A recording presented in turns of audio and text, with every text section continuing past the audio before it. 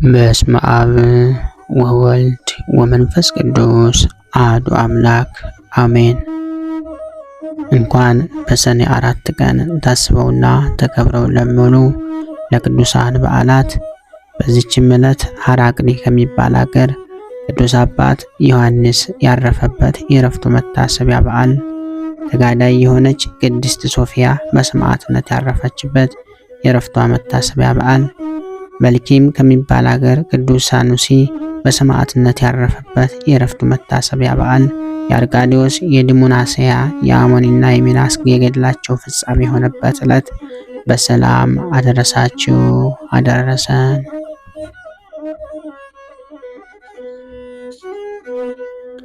ቅዱስ ዮሐንስ ዘሐራቅሊ። ሰኔ 4 በዚችም ዕለት ሐራቅሊ ከሚባል ሀገር ቅዱስ አባት ዮሐንስ አረፈ። የዚህም ቅዱስ አባት ስሙ ዘካርያስ ነው። እርሱም የባጦስንና የአብላያን ሀገሮች ገዥ ነበረ። የእናቱም ስም ኤሊሳቤጥ ነው። እነርሱም ይህንን የተባረከ ልጅ በተሰጡ ጊዜ ስሙን ዮሐንስ ብለው ጠሩት።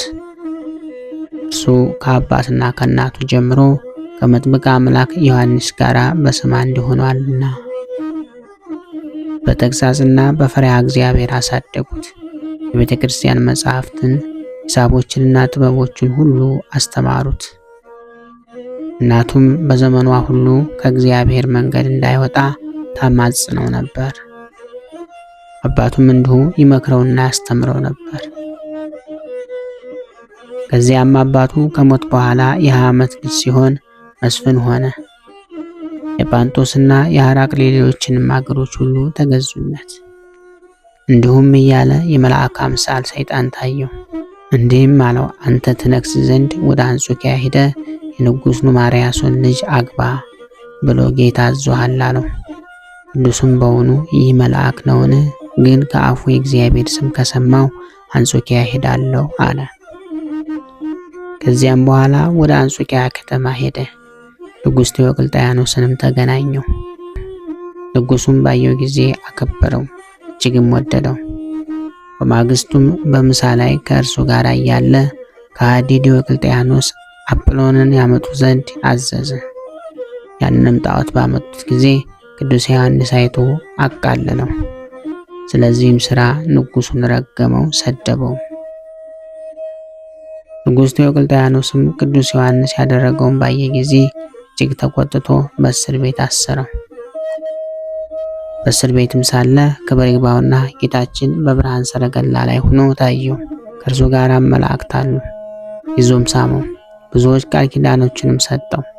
በማግስቱም ንጉሡ ልኮ ከእስር ቤት አወጣው። ወደ እርሱም አቀረበውና ለአጵሎንና ለአርዳሚስ ስገድ አለው። የሰው እጅ ለሰራው እንዴት እሰግዳለሁ አለው። ንጉሡ ግን ከእርሱ ጋር መታረቅ ሽቶ ብዙ የሽንገላ ነገርን ተናገረው። ከዚህም በኋላ ግብርን ያስከብር ዘንድ ከሹመት ጋር ወደ ግብፅ አገር ላከው። ወደ ግብፅ ገዥ ወደ ስርያቆስም ስለ እርሱ እንዲህ ሲል ጽፎ ላከ። እነሆ ለዮሐንስ ዘሐራቅሊ ግብር በማስከበር የአማልክትንም ቤቶች አፍርሶ አዲስ እንዳሰራ ከግብፅና ከኢየሩሳሌም እስከ ኢትዮጵያ ድረስ ስልጣን ሰጥቼዋለሁ አለው። ቅዱሱም ይህንን ምክንያት ይዞ የጣዖታትን ቤቶች አፍርሶ ተዋቸው። በዚያም ወራት መኮንኑ ስርያቆስ የሰማዕታትን ራስ መቁረጥን ሊያዝዝ በፍርድ አደባባይ ተቀመጠ። በዚያን ጊዜ ከሴጅ ዲዮስቆሮስ፣ ቢፋሞን፣ አራጋኖስ፣ ኪሮስ፣ ዮልዮስ፣ እለእስክንድሮስ፣ ዮሴፍ፣ ይስሐቅና እስጢፋኖስ የሚሏቸው ሰዎች መጥተው እኒህ ሁሉም እኛ ክርስቲያኖች ነን እያሉ በግልጥ ጮኹ። ያን ጊዜ መኮንኑ ይዞ ያለ ርኅራኄ ያሰቃያቸው ጀመረ። ቅዱስ ዮሐንስንም ይህንን ባየ ጊዜ የሹመቱን ሥራ ትቶ እኔ ክርስቲያን ነኝ ብሎ በግልጥ ጮኸ።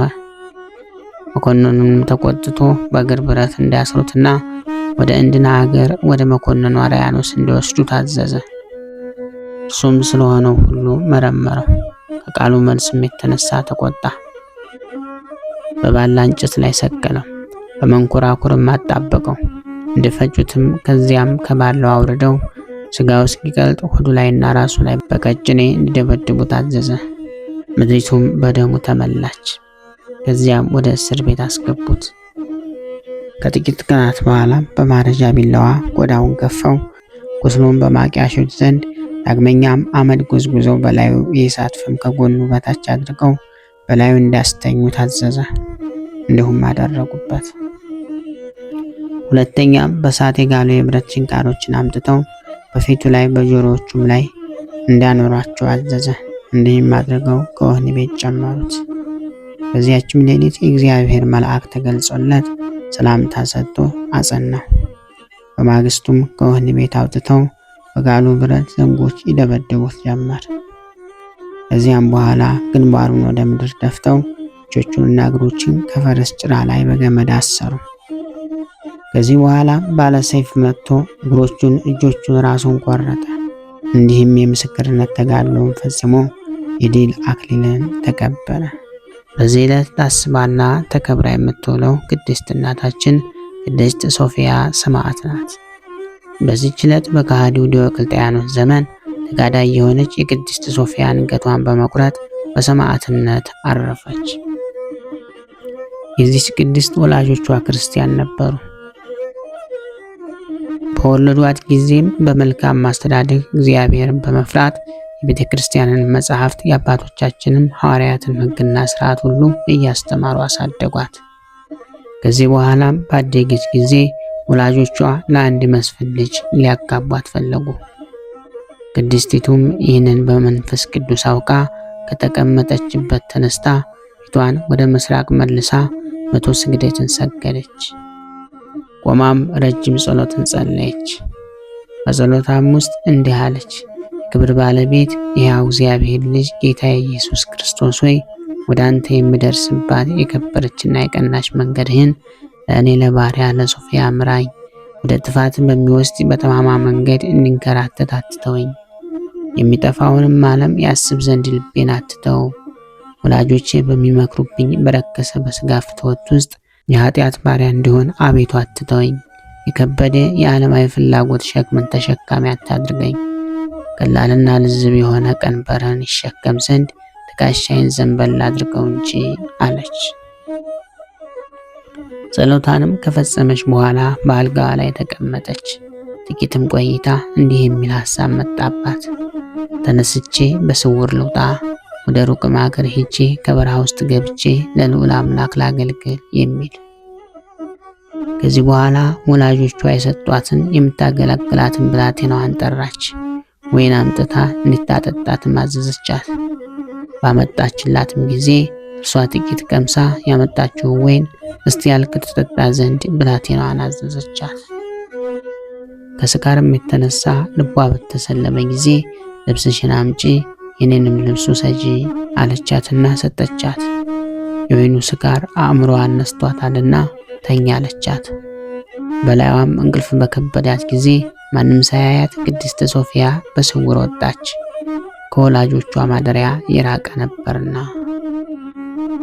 ርቃ በሄደችም ጊዜ በተራራና በዋሻዎች ውስጥ ሊሰወሩ ፈልገው በሃይማኖት ምክንያት ከከሃዲው ዲዮቅልጥያኖስ ፊት የሚሸሹ ሰዎችን አገኘች። እናንተ ከወዴት ናችሁ ብላ ጠይቀቻቸው። የእያንዳንዳቸውን አገራቸውን ነግረዋት ደግሞ ወዴት ትሄዳላችሁ አለቻቸው።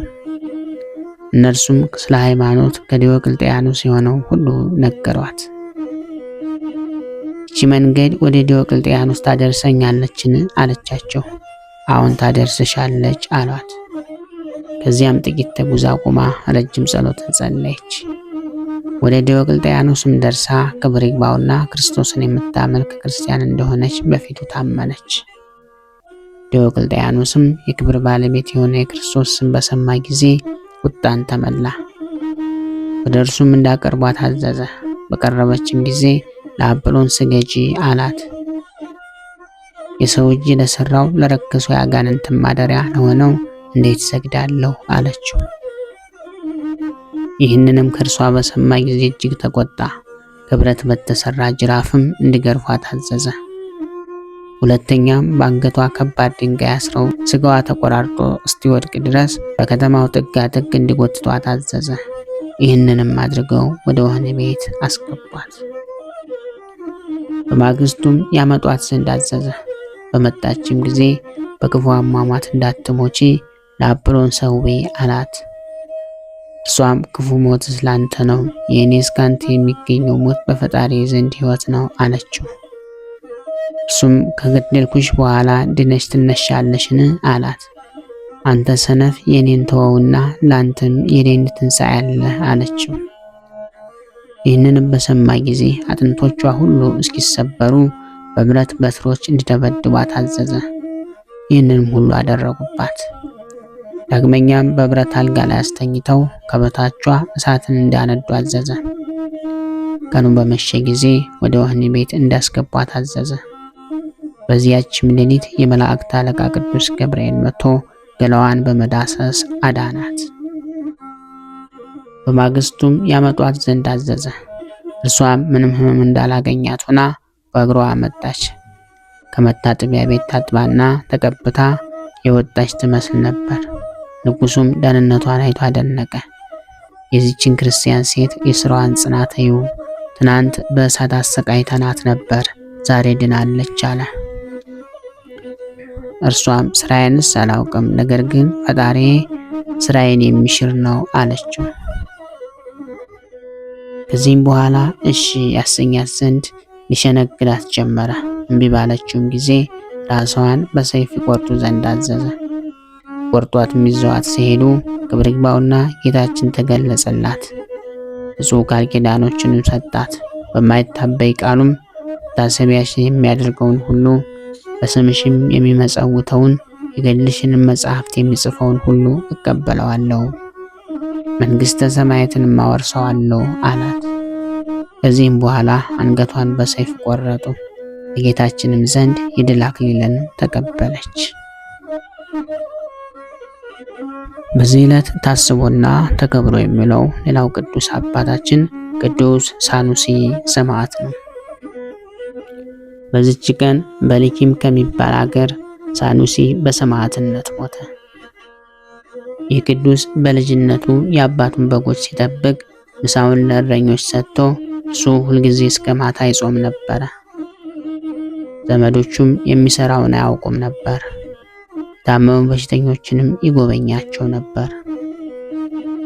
በአንዲት ሌሊትም የእግዚአብሔር መልአክ ተገልጦ ሳኑሲ ሆይ የክብር አክሊልን ትቀበል ዘንድ ተነስተ ወደ መኮንኑ ሂድ፣ ክብር ይግባውና በፈጣሪ ክርስቶስ በመኮንኑ ፊት ታመን አለው። በነቃም ጊዜ የእግዚአብሔር መልአክ እንዴት ተገለጸለትና እንዳዘዘው ለእናቱ ነገራት። እርሷም አዘነች፣ አለቀሰችም። ነገር ግን ተከለክለው ዘንድ አልተቻላትም። ከዚህ በኋላ ስብራ በሚባል አገር ስሟ ማርያም የሚባል ድሆችንና መጻተኞችን የምትቀበልና የምትመግባቸው የተቀደሰች ሴት እንዳለች ስለ እርሷ ሰምቶ ወደ እርሷ ሄደ። በሰማዕትነትም ይሞቱ ዘንድ ከእርሷ ጋር ተስማማ። አርሳኖስ ወደሚባል መኮንን በአንድነት ሄዱ። በምስር ወደብ በመርከብ ውስጥ ሆኖ አገኙትና እኛ ክርስቲያኖች ነን ብለው በፊቱ በግልጥ ጮኹ። በየራሱ በሆነ ስቃይም እንዲያሰቃዩአቸው አዘዘ።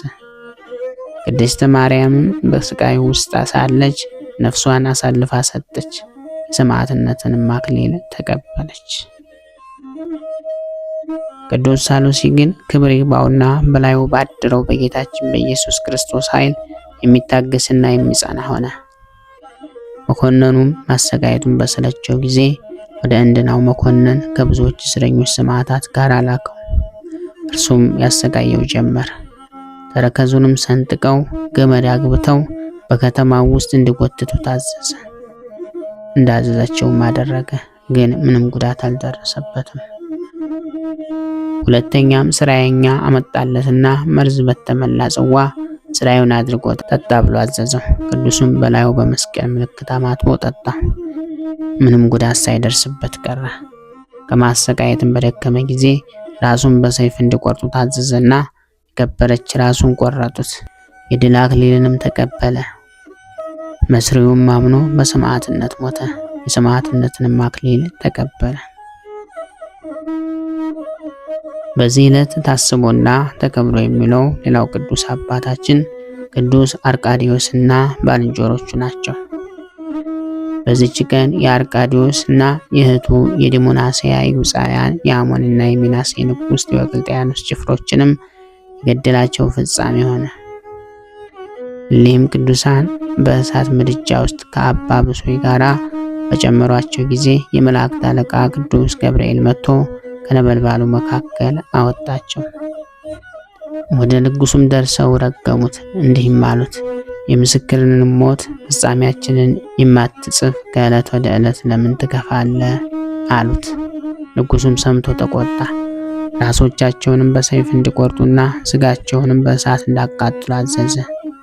እንደዚህም የምስክርነታቸውን ተጋድሎ ፈጽመው ክብር አክሊልን ተቀበሉ። እግዚአብሔር ምስጋና ይሁን።